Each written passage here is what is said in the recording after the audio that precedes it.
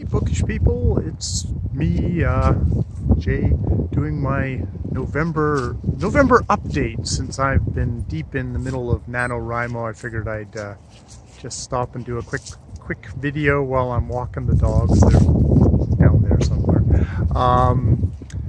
Yeah, so it's November and I've been writing away. It's November the 11th and I'm just tipped over the 25,000 mark.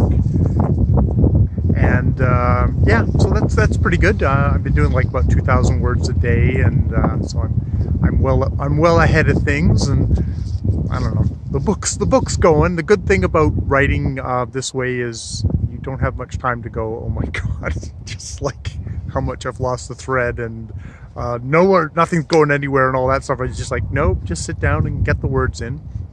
It's also nonfiction November, which I didn't start off very well. I started a book, the Force of Destiny. What was it called? Because I didn't finish it. The Force of Destiny, and now I've got people going by. Oh, fuck, I hate that. But they're continuing to go by. The Force of Destiny by Christopher Duggan. Italy, the history of Italy since 1789 or something like that. And yeah, it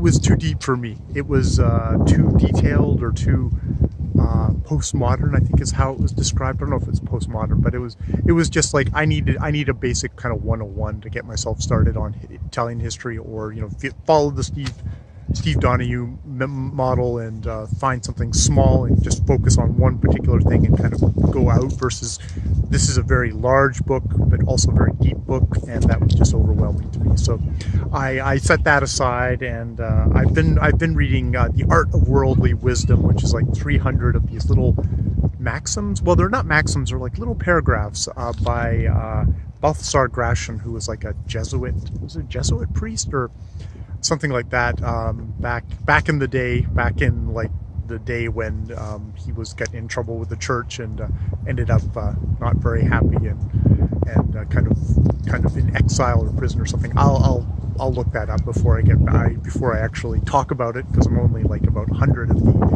of these little sections into this 300. I'm basically 10 a day is my way of kind of getting through that, because I'm finding I'm just writing all the time. The only other thing I've done is